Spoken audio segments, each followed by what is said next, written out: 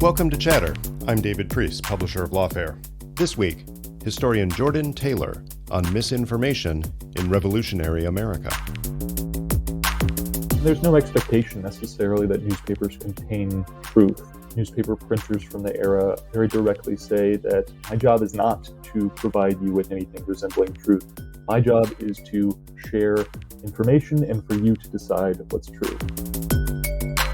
Rumor, face-to-face conversation, that was always going to be much faster. If they tried to report local news, there was a good chance that they were going to be a week late. And so they really didn't have a chance. Rumor always spreads much more quickly than you can typeset. We are not living in a post-truth era. When was the truth era, right? Exactly. Whenever you say post-truth, you're sort of making an implicit historical argument that not enough people, I think, really think carefully about.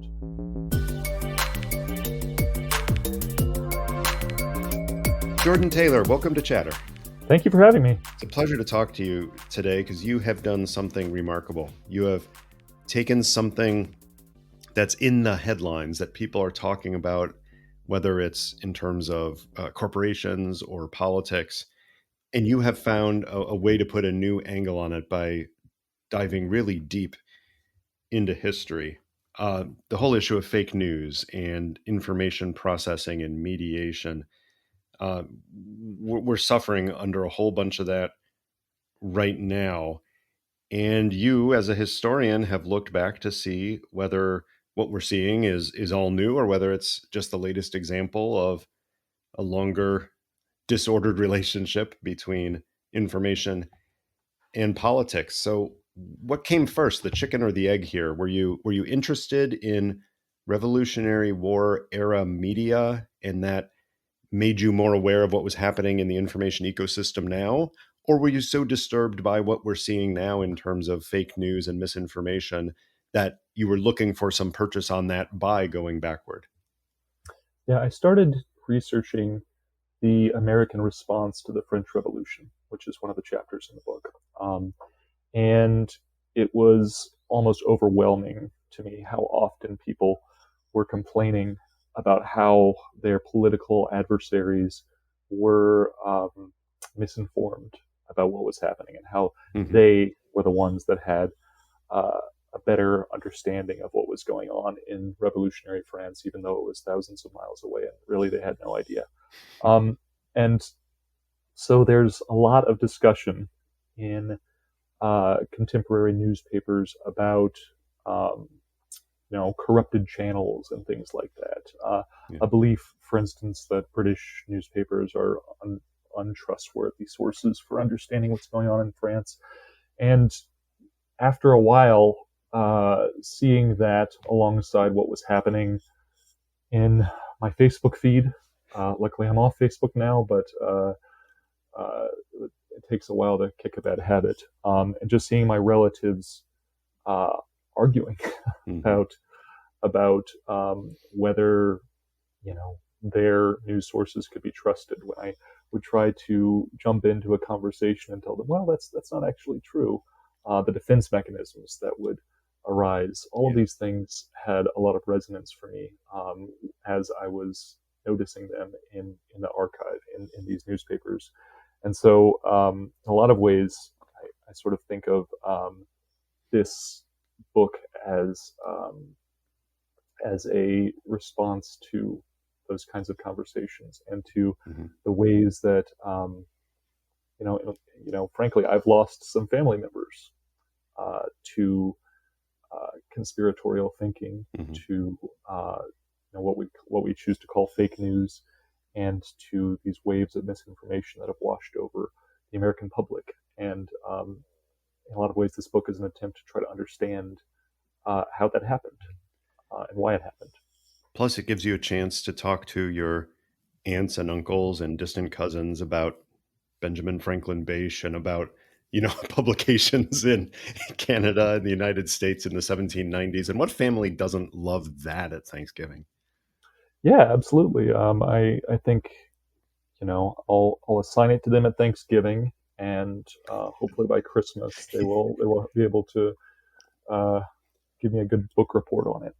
I don't know. Maybe that will keep them from delving down into the cesspools of the internet and getting the misinformation. No, actually do a public service by getting them to focus on something more illuminating. Well, I do want to talk a lot about the intersections between what's happening now and what you saw happening then. But I think we do need that foundation of what was happening then. So give us some context. I learned a lot from your new book, Misinformation Nation, about the media ecosystem in the Americas in the very late 17th and then the 18th and early 19th centuries.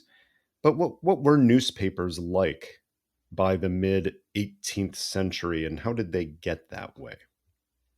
Yeah, so newspapers were not very much like what we think of as newspapers today, or even what we thought of as newspapers in the 20th century when we still uh, read physical newspapers. In a lot of ways, they, to me, resemble much more the social media sharing apparatuses that we have today, in the sense that they were cobbled together mostly from reprints of distant newspapers. That is, if you were to look at an 18th century newspaper, for the most part, it was a copy and paste job. Uh, you could very easily read a newspaper published in Boston or Philadelphia or New York and not learn anything about Boston or Philadelphia or New York because, for the most part, it was assembled by the printer from copies of newspapers that had arrived in colonies or in the United States, uh, from London especially, but also from France, from the Netherlands. And so these newspapers are absolutely chock full of foreign news. That was what people were obsessed by. This is a time when um, the American colonies or the United States are very much on the periphery of world events, and people knew that. They didn't think of themselves as being at the center of the world like Americans do today. Um, and so that's the most important piece of context, I think, for understanding these newspapers. But the second piece is really that there's no effort to verify this news. There's no such thing as a journalist. Mm-hmm. The editors who are assembling these newspapers are more or less choosing things that they think are newsworthy. Mm-hmm. And without really saying so, they're choosing things that they think express something true about the world.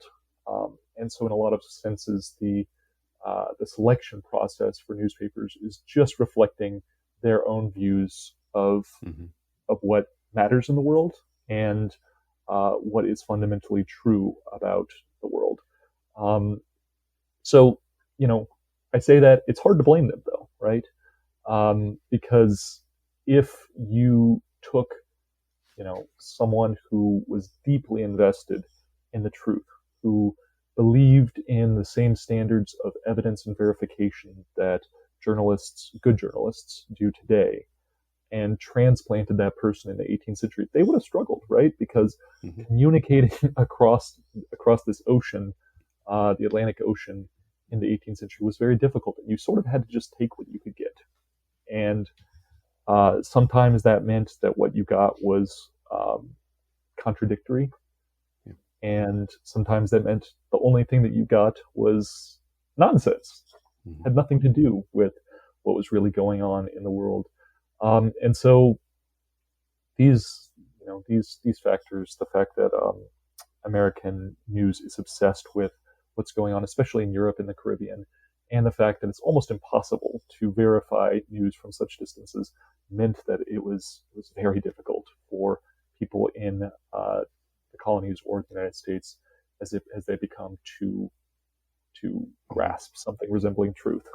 I immediately, reflecting on that, I immediately think of some similarities and differences to today. So, in terms of newspapers picking up things from other sources, and I don't mean sources like independent journalism, but I mean other publications and just printing them. Well, we have Reuters, we have the Associated Press, we have papers who are getting content from others and printing it in some cases without changes, and just putting it in there. And I seem to recall, I'm fuzzy now. Was it the International Herald Tribune that when I travel overseas and it would basically be cut ups from the New York Times and in Mm, other papers? Um, so that happens, but I think the core difference you've highlighted is, yeah, there may be some of that copying and pasting going on now, but it's all journalism based as opposed to just whatever report happened to come in with no mediation other than it it confirms what I already believe to be true. right. Yeah, and there's no expectation necessarily that newspapers contain truth. A lot of the newspaper printers from the era very directly say that my job is not to provide you with anything resembling truth. Hmm. My job is to report or share information and for you to decide what's true, which meant that the people who were reading had even less of a chance of getting at the truth than the people who were sorting through Hmm. information and sort of mediating it. So that modern motto, "We report, you decide." I mean, that really has some roots back in the 18th century. Yeah, if you like. It was called the Open Press, Hmm. and in large part, it developed because newspaper printers didn't want to be prosecuted, didn't want to be viewed as making intentional choices Yeah. about what was true, because in some senses that made them vulnerable Hmm. uh, to legal authorities who might dislike that kind of selection That's process. true. The other angle of that that's really interesting is the local news and how it's almost inverted from what we know now. So, a small local newspaper, and I don't care if you take Bloomington, Indiana, or Bloomington, Illinois, or anywhere named Bloomington, a local newspaper is going to be very heavy on the local high school sports and on the town council and on what the Cub Scouts and are doing in the area. It's going to be very locally focused with stories brought in from AP or elsewhere for international coverage. Whereas you describe local news, especially the emerging newspapers in the 18th century, being overwhelmingly about things far away. But there was a reason for that. Why was it that the local papers didn't talk about local news as much? Well, because rumor, speech, face to face conversation, whether in the streets, in a tavern, between neighbors, that was always going to be much faster than newspaper printers who were, for the most part, publishing at weekly intervals. And so if they tried to report local news, there was a good chance that they were going to be a week late for the most important things that were Yeah. happening. And so they really didn't have a chance. Rumor always spreads much more quickly than you can typeset something and write it down. Uh, and so that was just the more efficient medium. Yeah. And it took a long time, really, until uh, the early 19th century before that was even practical to consider printing local news. But that means that people in, and I'll just pick a few places randomly, but let's say, Boston, Philadelphia, Savannah, Georgia, these places that were, at least globally close together relatively, um, that they knew much more about what was happening in London and Paris, and in some cases, principalities in Germany and other places, than they did about the colony next door, because these local stories weren't getting conveyed in the newspapers the same way we would expect they would today. Yeah, and there are exceptions, of course. The American Revolution, for instance, people during the war, especially, people become very interested in what's happening next door. And sometimes there are letters that someone will send to a friend, from Boston to Philadelphia, that's filling them in Hmm. on Hmm. what's going on elsewhere. And sometimes that kind of thing will be shared in a local newspaper. So I don't want to claim that these newspapers are totally bereft of local news, but yeah, absolutely. If you look at one of these newspapers, you'll see often, you know, two-thirds, three-quarters of the news content has to do with things that are quite remote from Hmm. a reader's individual experience. Wow. And that's such a shift now. You pick up a local paper, you can't find news about Africa or Europe or Asia in many local papers, and to hear that that was the majority is shocking. Most of the people listening to this, sadly, are not historians.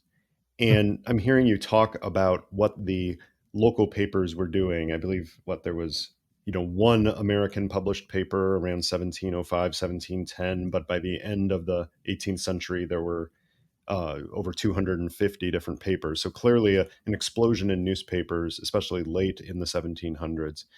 But I don't see a lot of those newspapers lying around. How does a historian research what was happening inside these various papers that haven't been around for, in some cases, 300 years? Well, first of all, the remarkable thing about these newspapers is they are incredibly durable. And so the ones that didn't get tossed away after their owner, the subscriber, read them are in pretty good shape. Actually, they're made of rags rather than the sort of Oh, acidic, interesting. pulpy paper They that. printed on literally they printed on heavier, more durable material then than now. Yeah, Wow. absolutely. And so you can buy these newspapers on eBay if you want a little memento. I have a few that I've used for teaching purposes, but they're around, and luckily for my purposes, folks have digitized these newspapers and made them text searchable in ways that help to sort of unite this otherwise totally fragmented group of newspapers. And so Hmm. that allows you to sort of get your arms around the entire collection and see patterns between them that you otherwise wouldn't have seen. And so my book is largely based on this very dull, months long process of going through thousands and thousands of newspaper issues from the 18th century and trying to piece together where they were getting their news from. And it was a very slow process. It would have been a lot slower without this digitization process Right, right. that a lot of archivists and other folks have gone through over the years. So you end up spending a lot of time in databases, I imagining, searching for, from, right? Just try to figure out where these reprintings are literally coming from to show up in the particular paper that you're searching. Yeah, absolutely. So lot of Excel files, keeping track of different citations, and Yeah. the basic unit of my research is the citation. We tend to think of newspapers as having headlines. 18th century newspapers weren't organized that way. They didn't have headlines that were sort of supposed to grab your attention and tell you what was important. They had instead what I sort of think of as citational headings. Mm, And so they're just saying, this is from the London Gazette of right. January 8th or whatever, right? Just to Mhm, sort of pick a random kind of example. mhm. And when you look at that on its own, it doesn't really tell you much. But when you look at these in terms of the tens of thousands of these citations, you can sort of start to see patterns that emerge and changes that develop over the course of the 18th century. And that's really sort of the empirical basis for a lot of my book. Yeah. Well, let's get into the substance here. You argue that the revolutionary generation was well intentioned for the most part, but misguided in how it interpreted the cross Atlantic information sources and thus had a distorted worldview. There's a lot to break down there. Start with the Atlantic information system. How did information come, and how during the revolution did that start to affect how what we would think of as truth or news could be imagined? Yeah. So the way that people gathered information was that a ship captain would usually gather letters and newspapers from the port that they were leaving, and then they would bring those things with them to, in this case, North America, and then the port that they were disembarking at. Newspaper editors, other folks would sort of gather around and take these this sort of precious cargo and distribute them. Um, and so essentially, it's down to chance what news arrives at what time. And in a lot of ways, this is not the most efficient possible Mhm. way of gathering information. You might get a newspaper that is explaining in more detail a particular event rather than explaining something from start to finish. Mhm. And so there's a lot of confusion. There's a lot Yeah. of uh, working things out from sort of working things out backward rather than just sort of being able to follow events as they unfold. And that also creates opportunities for folks to uh, sort of fill in the gaps Yeah. on their own. They almost have to, right? In an information environment that, yeah, that chance based. I mean, even putting aside the fact that the ship's captain reporting this rumor he heard at the last port, putting aside the fact that he might be biased, that he might be putting spin on it, even if you assume that everybody is representing accurately what has happened, there's so little of it, and the timing might be delayed. You might have something showing up um, one day, and then you get something 3 days later on a different ship, but it took longer to get there. So it's actually going back before the news you already heard. That's really hard to sort out, even if there aren't people deliberately misrepresenting the facts. Absolutely, it's a bad system. I don't think we should go back. But as you're sort of implying, there are people, right, who are misrepresenting the facts intentionally or otherwise. To me, it almost doesn't matter whether people are intentionally lying because the result is the same, right? And the American colonists, in the 1760s, 1770s, on the eve of the American Revolution, some of them are choosing to read newspapers printed in London that tell one side of the story, and some of them are more engaged with newspapers that tell a different side of the story. And so there's this affinity that develops within different political groups for different kinds of news sources, Mhm. which has sort of predictable results, right? What we would today think of as sort of information silos or filter bubbles or whatever you want to call it. Right. And people of the time were not unaware of this. There were people, I think John Adams has the famous quote about, please don't think of this as an age of reason and wisdom. He used, what was the phrase, age of frivolity, because he Yes, realized just how bad this situation was. So we can't say that people had a false sense of confidence in the news that they had, and that they knew the reality. A lot of them were aware that this was constructed and probably had some falsehood built into it, but yet they still had to act, right? In the revolution, you still had to make decisions, and you do that based on the information you have, not the information you want.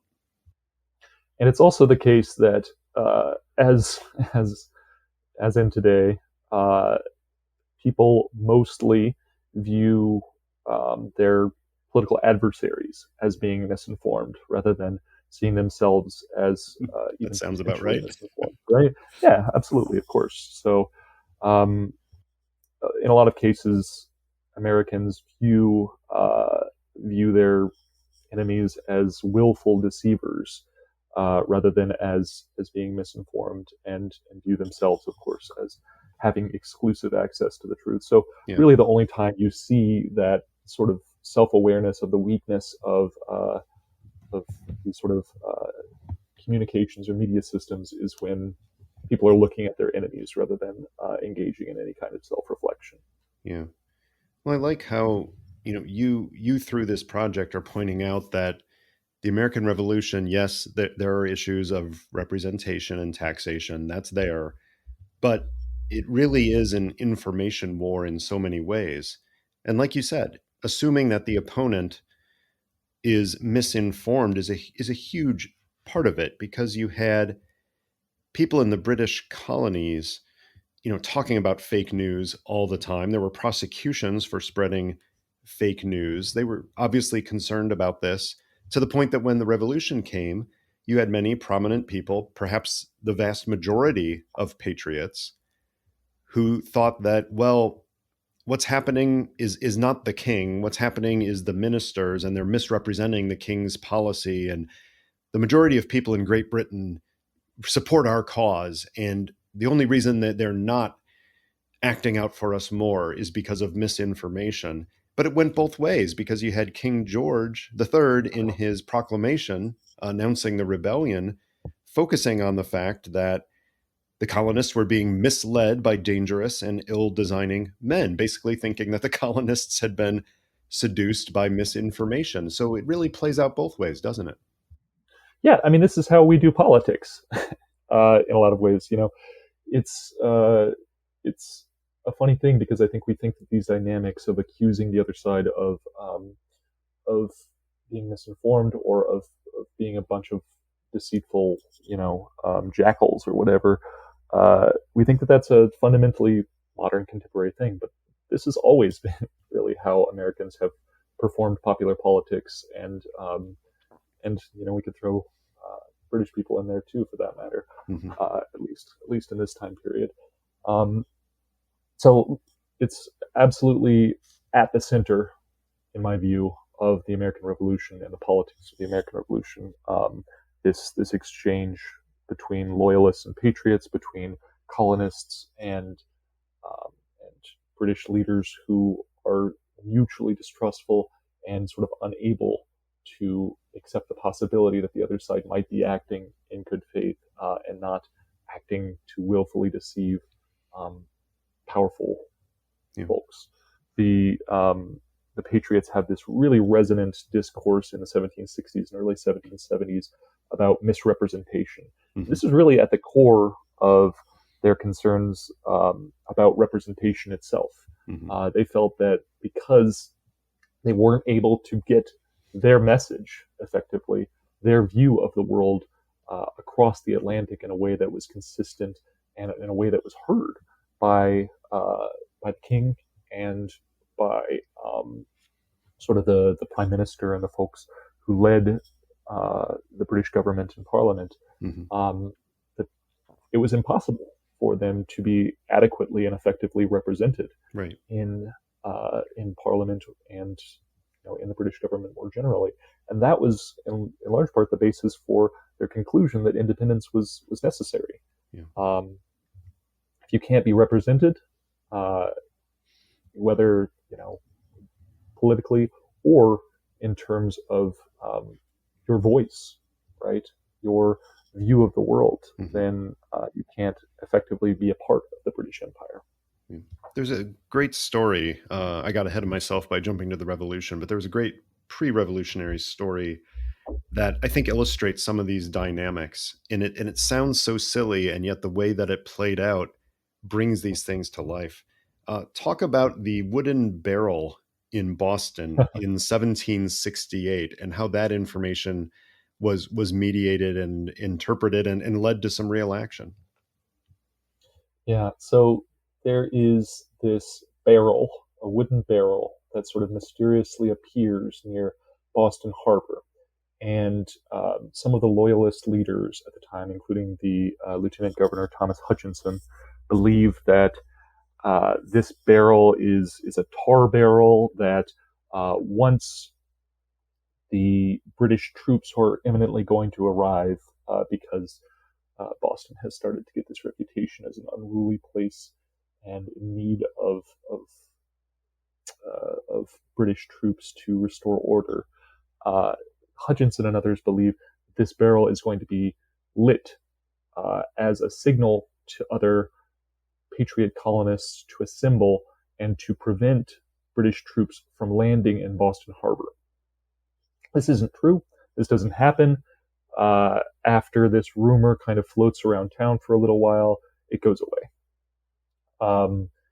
And a few years later, the through sort of some complicated machinations by Benjamin Franklin, a collection of letters written by Hutchinson and some other British officials sort of surface. This is, I think, 4 years after the fact.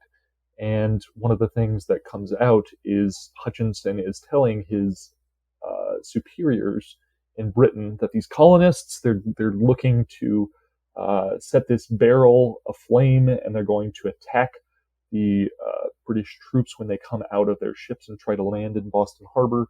And the colonists see this and they say, well, this is obviously untrue. This didn't happen. This is a great example of the ways that Hutchinson and other British colonial officials are just misleading parliamentary authorities and trying to portray us as something that we're not, as violent, as unruly, as disordered, when really, they would have said, we're just trying to protest peacefully and make our voices heard.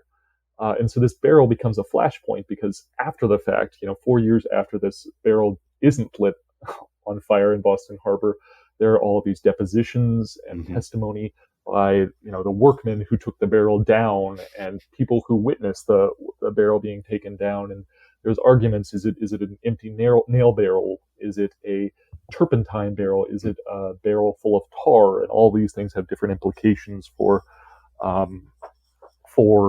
thinking about whether it would have served as an effective sort of beacon for colonists to gather around it and to challenge British troops. So it's this very granular argument that's in some ways kind of silly, because ultimately this single barrel doesn't really matter, but it kind of goes to show how deeply invested the colonists were in setting, as they saw it.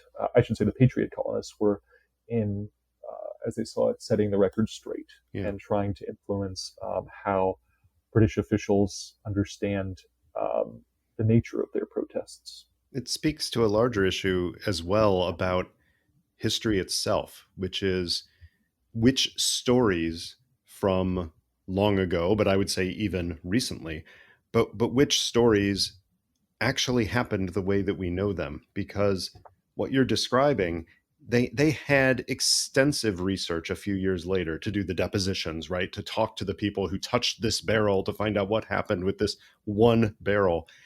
And yet there are so many other hundreds, thousands of instances that have been passed down through history, and not all of them received such careful scrutiny, right? So some of them, I think, have been debunked. Some of the things that at least I learned growing up about George Washington and the cherry tree, right? But how many other things having to do with details of the Boston Tea Party, of Lexington and Concord, of Valley Forge, how many of those are really known as well as we think we know them, given the information ecosystem of the time? That's a great question, and I have no good answer for you, except to say that I think when we recognize the ways that patriot leaders and loyalist leaders were so careful to shape the ways that people were understanding events in the colonies, we have to be very, very careful about accepting their version of events at face value. And a lot of histories and a lot of historians in the 19th century and through really the mid 20th century did a lot of accepting those stories at face value. They were very happy to take Patriots' accounts of events for granted, right? Because in a lot of ways they fit nicely within the narratives that they were trying to tell. But when you recognize that a lot of these accounts are taking place in the middle of what you aptly called an information war, which would have been a great title for my book if Alex Jones hadn't taken it.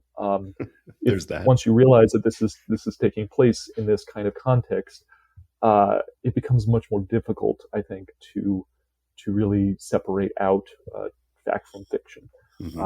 And I couldn't do it in a lot of cases. Fact checking is hard enough in the 18th century. Fact checking something that happened in the 18th century from the vantage point of the 21st century, in a lot of cases, is almost impossible. Right. And it leads to a case like you've described, that we'll call them the Patriots. Some of them, well intentioned, were putting out what they thought was the truth. But of course, there's a bias there. And then, of course, some of them probably were spinning things consciously for the benefits that could derive from doing so. But on the flip side, they were internalizing several misperceptions, like among them that the belief that the British government was going to fall due to this, or that most people in Great Britain agreed with the Patriot cause, or that the boycott was going to have massive consequences inside the British Empire. Um, all of those are due to this mix of bad information, misinformation, and just the lack of credible mediators of information, right? Because at this point, you're also getting the issue that a lot of the communications that you talked about earlier from the earlier 1700s during the war, they weren't getting the same kinds of information from a bunch of sources because some of those ships just weren't getting past the British Navy. Yeah, absolutely. So it's hard to look past, I Hmm. think, the fact that many of the essential premises of political action that the Patriots had um, were, I mean, I don't want to call them entirely nonsense, but certainly not they don't accord with our understanding of history. Let's put it that way. It doesn't reflect how we understand events in, especially in Britain, in the American Revolutionary era. So you mentioned several of those. Another was this really deep-seated conspiracy theory, ultimately, that Britain's ministry was aiming to deprive the colonists of their liberties as Englishmen. Um, and this is all very deeply felt. It's something that patriots, as you say, internalize and hear so often that it becomes um, almost sort of a shibboleth of revolutionary politics. And as I say, it is sort of nonsense, but it's necessary nonsense for revolutionary action. Um, you can't really have a revolution until politics become overheated Hmm. and exaggerated, false accounts of British politics and reality are what ends up overheating American politics as much or more, in my view, than the grievances that we are so familiar with about taxation and things like that.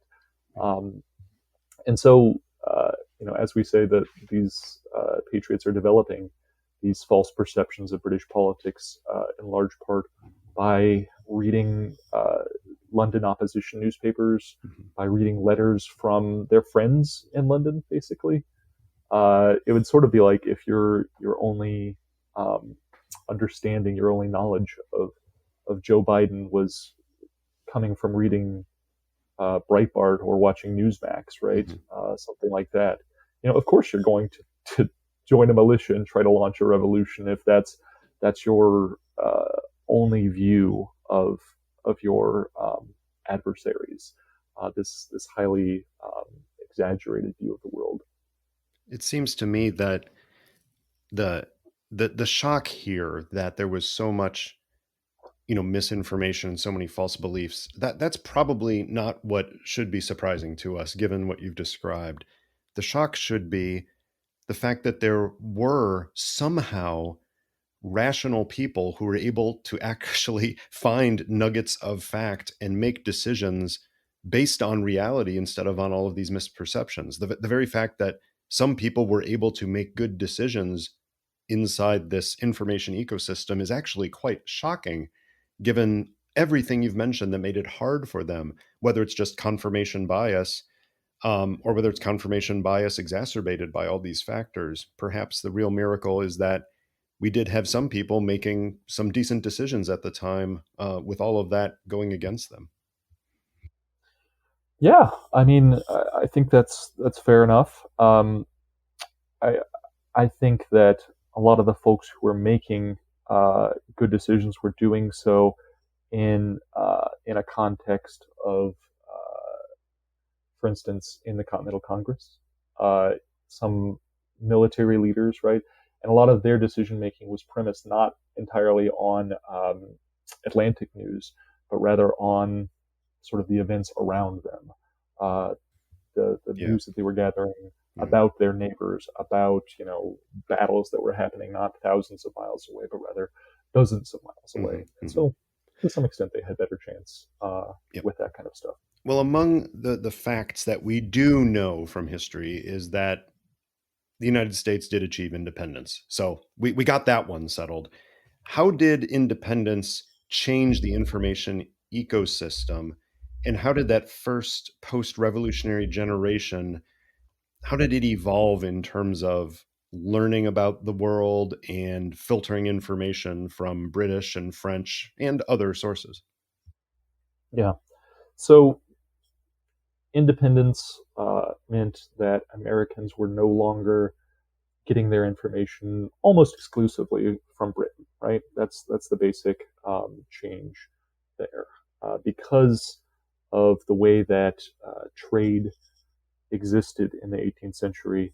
Um, Ships were mostly going within an empire, right? So you did have private, or not privateers, smugglers, I should say, who moved between empires in ways that were not strictly legal, but for the most part, the traffic uh, incoming to American ports was coming from British islands in the Caribbean or from the British Isles themselves. And so independence changes that, right? Suddenly you have ships that can come and go from France, from the Netherlands, from French and Dutch colonies elsewhere in the New World, from what's now Germany, right? Other parts of Europe. And so that was unusual in the early modern world. If you compare, for instance, American newspapers from the 1790s with Canadian newspapers from the same era, you see a much greater heterogeneity of news sources in the American papers. That is a fascinating natural case study you've got there because you've got British North America. And then suddenly, with the political change of American independence, you have the ability to see with one major variable different the differences in the news coverage and the misinformation between British Canada still and the United States. Yeah, absolutely. And so I looked at how things were being reported in the 1790s in Canada, especially the French Revolution, which is the big event of the 1790s, uh, and compared that with how things were being reported in the 1790s in the United States. And it's night and day in a lot of ways. If you're American, How you so? could find you could find any narrative you care to construct about the world. First of all, you could find news that indicated that the French Revolution was just an unending string of horrors, or you could find information that would suggest that the French Revolution was was a glorious event, marred here and there with a few imperfect moments, maybe, but ultimately was leading to the regeneration of humanity and that kind of stuff, right? So you had radicals, Republicans, conservatives, federalists, these different political groups that are coalescing. They're building these internally coherent worldviews in the United States based on divergent streams of evidence, right? That to people outside of those circles or silos seemed nonsensical. In Canada, on the other hand, you had a much more narrow band of information. And is that You were largely a mostly function of the British officials playing that role of mediator, of not letting dissenting information get through? there is that absolutely. So in Canada, there's much more censorship than there is in the United States until the late 1790s. But it's also the case that they're just importing news from Britain uh, that by the middle of the 1790s, especially, is more or less uniformly Francophobic, opposed to the French Revolution. But yeah, you're absolutely right. In Canada, there are government officials who are sort of playing the role of censor, who are making it very clear to Canadian printers that there are going to be consequences if they share information that they disagree with. And because for most of the Revolutionary period, this would be unusual in the United States. There is a much more almost anarchic uh, system of information flows where anyone can really share whatever information they want. I don't think anybody can watch the play Hamilton without realizing that there is some role of information and misinformation that leads to the Federalist Republican split.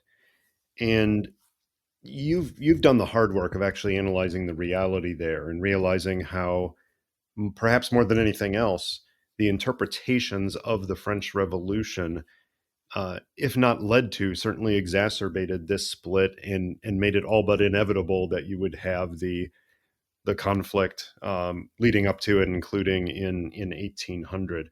Talk about that a little bit. How did the misinformation culture contribute to the what became the big partisan split in early U.S. politics? Yeah. So the first piece of context we have to put in place here is that the French Revolutionary Wars create a circumstance in which Americans are suddenly receiving so much more news from France than they ever had before. So the French Revolutionary Wars drive up a global demand for grain imports, and Americans start shipping uh, a great deal of foodstuffs, really, to continental Europe and to France in particular. And bringing, and those ships would come back with newspapers, letters, travelers from France. And so you had this sort of efflorescence of Franco-American communications just as the French Revolution is sort of heating up, so to speak. And so in the United States, Americans sort of start to set off on different paths based on the kinds of information that they're consuming and just based on their own sort of predilections in terms of what what European sources they viewed as most valuable or most trustworthy. So the Federalists start to develop a preference for British newspapers. Unsurprisingly, the Federalists are long viewed as sort of the Anglophilic party, the party of Britain in the United States, and that's Alexander Hamilton, that's George Washington, John Adams, those folks, and then the Republicans, the party of Thomas Jefferson, James Madison. Um, those folks tend to prefer news that comes directly from France to understand the French Revolution.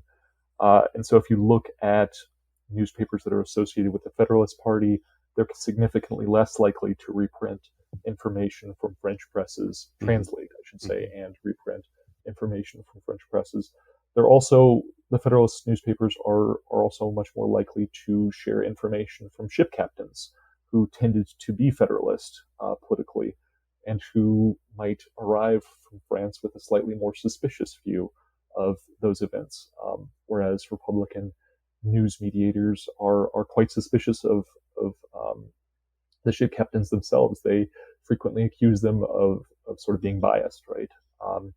And so there are almost these defense mechanisms that develop whereby someone who is hopeful about the French Revolution finds ways to dismiss information that sets it in a bad light. And the opposite is true as well. Federalists and people who are distrustful or suspicious of the French Revolution start to find ways to discard information from France. They say that it's censored by the French, or that Right. you just can't trust information that is coming out of France because of systems of prior restraint, things like that. Hmm. And we're still talking about an elite phenomenon here, right? You're not talking about the U.S. population, especially outside the major cities, having much of a role in this. Yes, they're getting some foreign dispatches that are printed in newspapers they have access to, but a lot of this information culture you're talking about, certainly it's not the enslaved people, and in many cases it's not the rural farmers and such. You're really talking about that, the landed elite who's involved in this information war at the highest level. Yeah. In a lot of ways, the rise of the newspaper, you mentioned going from one newspaper in 1705 to more than 200 at the end of the century. This process is also a process whereby uh, non-elites are excluded from the process of defining and mediating information, right? And so in my book, I refer to this as the mediation revolution in the 18th century. And what I mean by that is, if you look at how information travels in the 17th century, for instance, uh, enslaved people, women, non-elites have pretty much the same kind of role as everyone else in that kind of an information ecosystem. But when information is channeled through newspapers, um, and it's sort of packaged together in newspapers and then dispersed to a population from them. You have, first of all, the possibility that powerful elites, including colonial governors in the colonial period, and then later, eventually, national political leaders will have the ability to influence that directly through censorship or through other forms of sort of influence. And then you also just have the reality that the folks who are going to be doing that packaging and that process of mediation are going to be almost exclusively white men who have, in a lot of cases, a very limited view of reality. And so we often think about the newspaper, I think, as this sort of democratic medium that allows Right. people of all kinds access Yeah. to news. And maybe that's more true in the 19th century.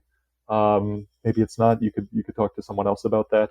But in the 18th century, at least, it's really not that way at all. In a Mm. lot of ways, it functions to strengthen and ratify elite perceptions of the world. And so people who are not able to subscribe to newspapers are still able to access um, some of the information that comes from it. You don't necessarily have to be a subscriber to be a reader, and you can sort of imbibe this information that other people are sharing as a result of their reading of a newspaper. That's a complicated process I could spend Mm-hmm. all day talking about.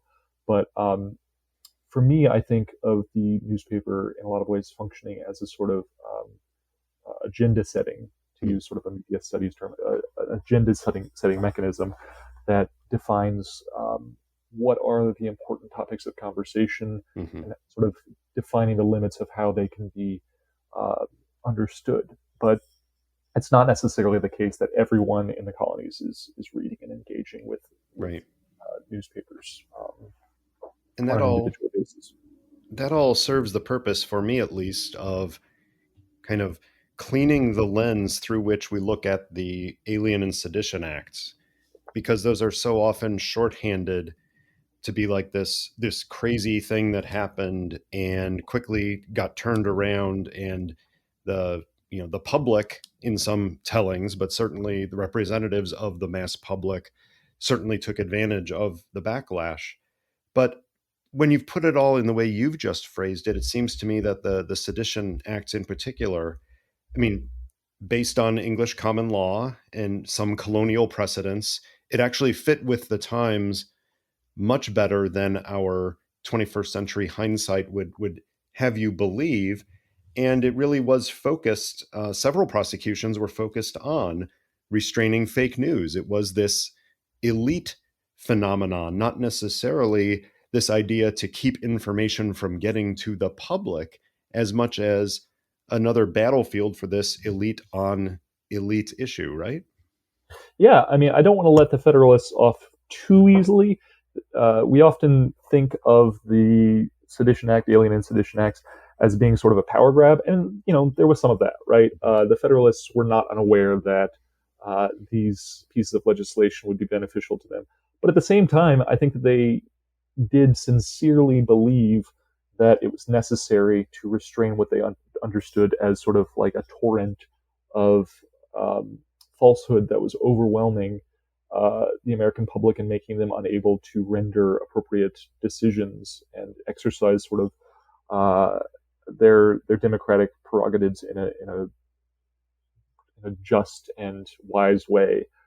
So for them, the sort of misinformation crisis that they detected, resulting from all the things we've just talked about, was a problem to be solved, and the only way that they saw to do that was to apply these precedents that, like you say, very much existed in English common law. This was not like a new thing for them. This was they were bringing out laws that had been enforced relatively recently for them, within their lifetimes in the colonies.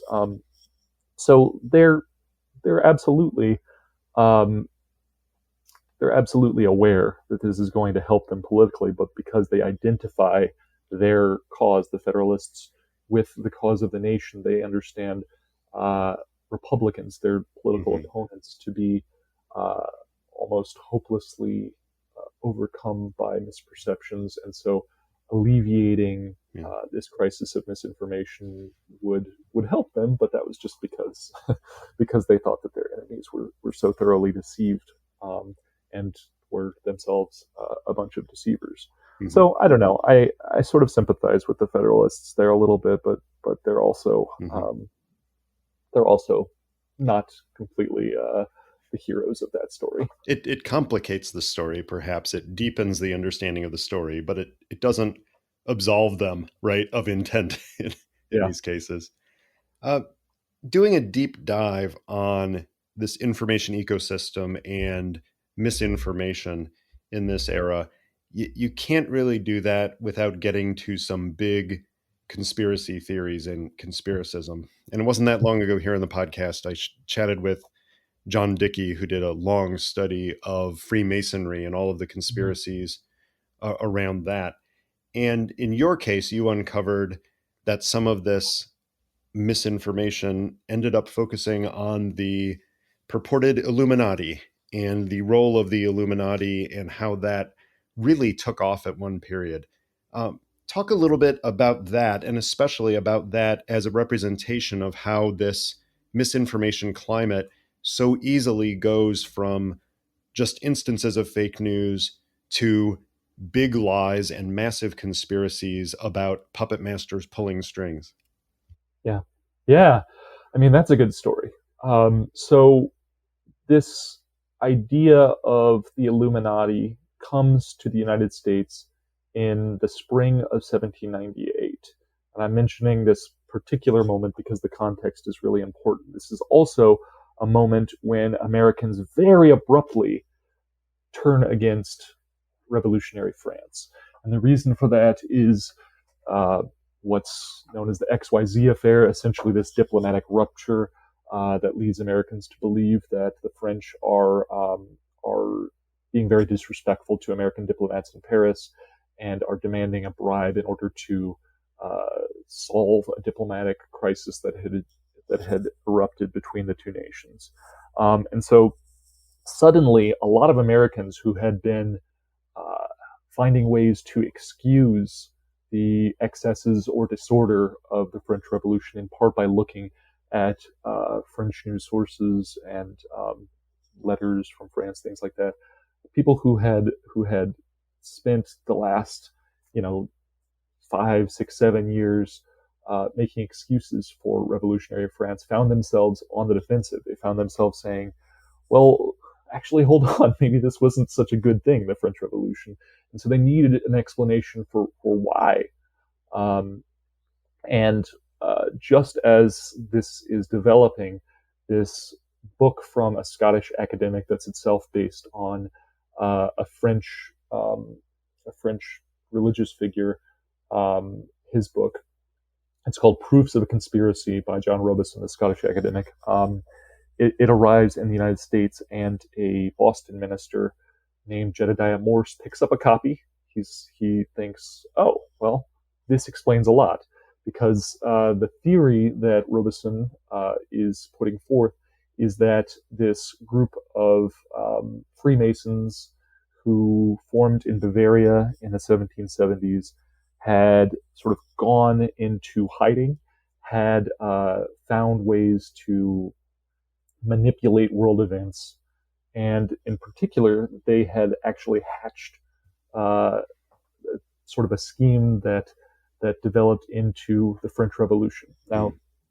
before we go much further, worth saying that this is not true, right? That this is completely fabricated. But it's also worth thinking about, why did people believe that this was true? Mhm. Because um, Jedediah Morse, he helped spread this. It becomes what's known as the New England Illuminati scare, especially in 1798, 1799. And quite a lot of Americans kind of just accept that that there is this shadowy group called the Illuminati. And this is connected to something we said earlier, right? Which is that um, Americans are more or less unable to develop sort of nuanced visions of causality. If the French Revolution was not what it seems, or what it seemed at the time, then there must have been some sort of deception. And if there was some sort of deception, there must have been some sort of deceiver. And to deceive the world on the scale required to hide the true intentions behind the French Revolution, which is, according to the Illuminati's conspiracy to spread these Enlightenment principles in ways that were destructive to all order and religion and society, to undermine all of the institutions of good order in the world. If you're going to hide the true intentions of the French Revolution for as long as they did, you needed a pretty vast conspiracy of shadowy folks. And in that sense, something like the Illuminati conspiracy was the only way to sort of explain this development of how the French Revolution went from being understood as the sequel, Mhm. the fitting sequel to the American Revolution, to being understood as an attempt to undermine all good order in the world. It's almost a mass effort to resolve this cognitive dissonance, right, of the revolution and the French Revolution and why it didn't work out the way it should have. You find the big baddie behind it, and and this book, as flawed as it was, mediated through Jebediah Morse, became an explanation that people could latch onto. Yeah, absolutely, and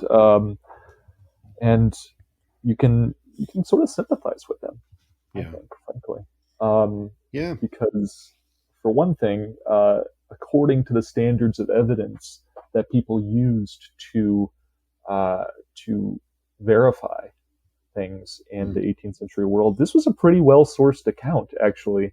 This is a fairly reputable gentleman, John Robeson, the Scottish academic. He's got a chair of, I believe, natural philosophy at the University of Edinburgh, one of the great educational institutions in the world at this time.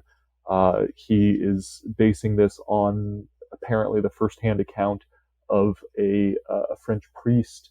You know, by the standards of the time, this is about as good as it gets. And again, this is going back to this point that even people who are deeply committed to truth, people who are acting in good faith, who are trying to verify things, uh, it's very easy for them to be deceived in the 18th century. yeah. Well, let's quickly link this to the concerns of the present day, and I think that the main development in between the 1780s, 1790s, in today is that by roughly the early 20th century, you started having American news media see themselves as objective reporters. And suddenly you had the quest to minimize uncertainty, to resolve discrepancies, to present something that was true and not just interesting. So that's a huge difference, right? In terms of how the media sees itself. It doesn't eliminate most of these things we've talked about, but it does change them such that the misrepresentations, the misinformation, the information ecosystem of the late 18th century and that of today, we still gain some understanding by comparing the two. And I'd like you to put the bow on that. What is it that helps us understand or perhaps make progress in our current misinformation woes by learning these lessons of the past? Yeah. Well, you know, first of all, it's worth saying that I've spent a lot of time thinking about this, and I haven't come to any easy conclusions about um, So there's what we no can one learn. button you can push to fix it all.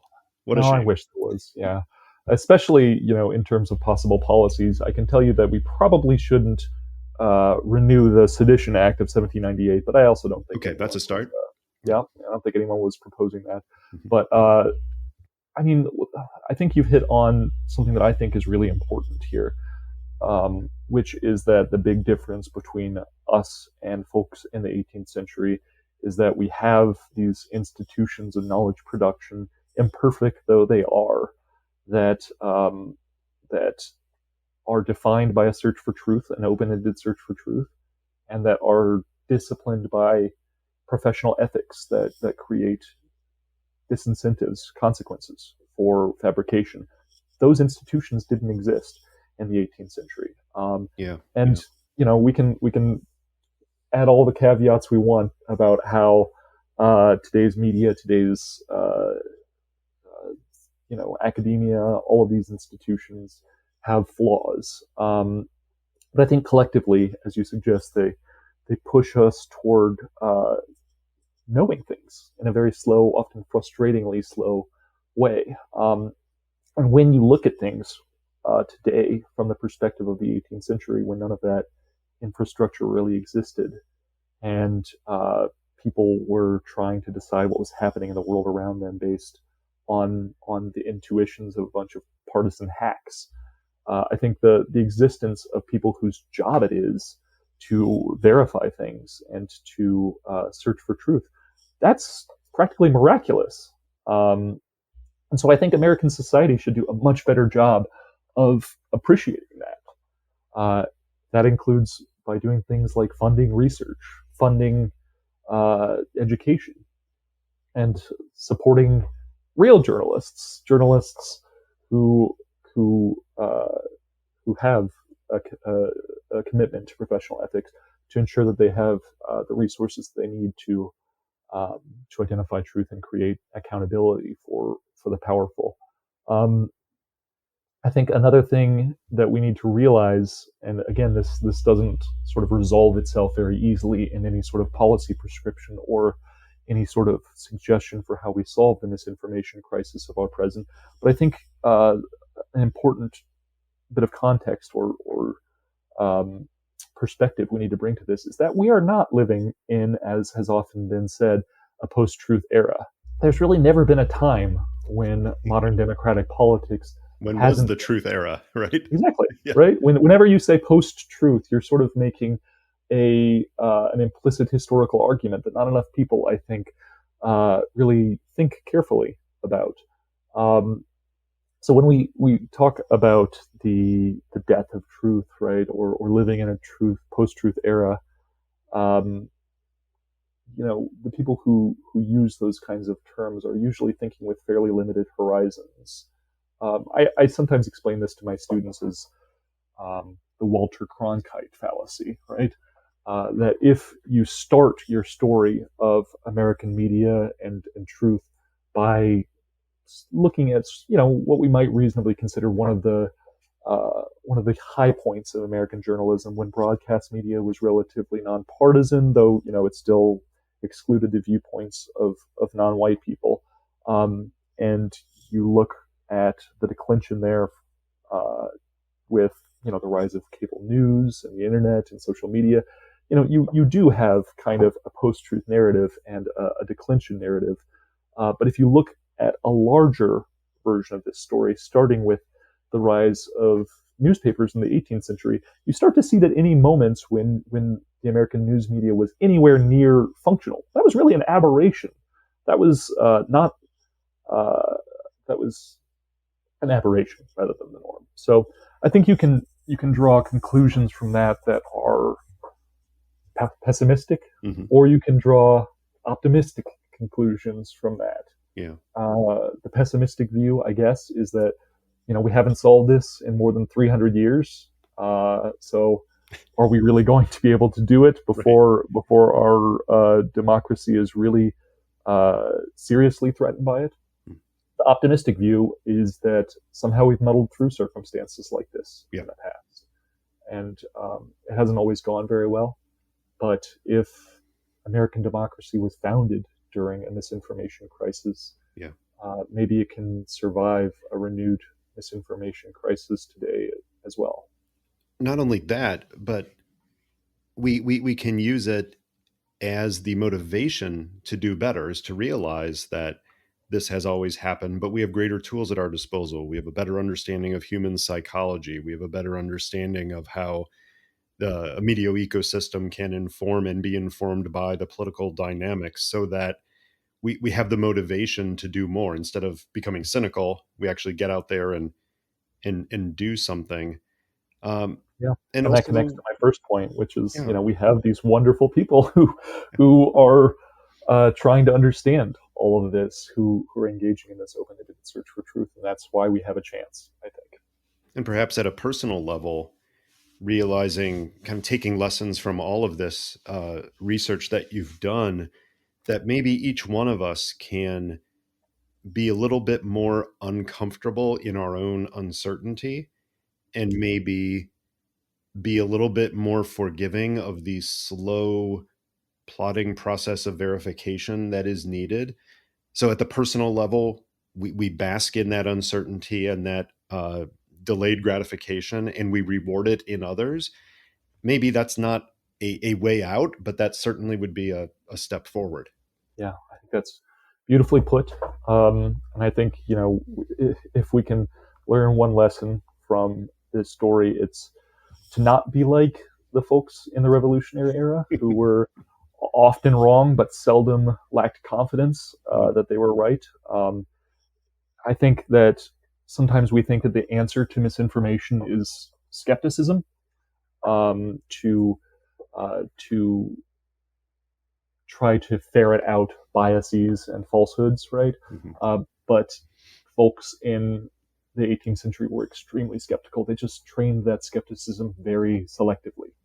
Um, so I think we we really need to recognize, as you say, the beauty in complexity and Mhm. uncertainty, Yeah. and resist the attraction to political leaders, to media figures, and other folks whose appeal is based on, in a lot of ways, an unfounded certainty about how the world works. Well, Jordan, let me reach into our chatter box and find a pre-printed question to stump you here. All right. Who is someone in your field, or a related one, whose work more people should be following? Oh, It's your chance to shout out a colleague or someone that you found interesting and insightful that we could all benefit from. yeah. So one of the things I'm really interested in, for obvious reasons, is the relationship between history and uh, information literacy. Mm-hmm, mm-hmm, In other words, thinking about how we can use history to sort of guide students and people who aren't students in navigating the informational ecosystem that we exist in. And the person who, he's not a historian at all, but the person who has been most helpful for my thinking in that regard is Mike Caulfield. mm-hmm, Uh, mm-hmm. and I think he's just doing the smartest work out there right now in terms of thinking about how we can work with students, how we can guide ourselves really to avoid falling into some of the traps that we have just discussed, right? Yeah. And so, a lot of my thinking really has, even historical thinking, has actually been guided by folks like him, by media theorists, and people who are just trying to make sense of this tangled web of news that we're all trying to navigate together. Mm-hmm. Well, I appreciate that. And Jordan, I appreciate you and your research and your willingness to spend a lot of time talking about it with me. Thanks for coming on Chatter. Thank you so much.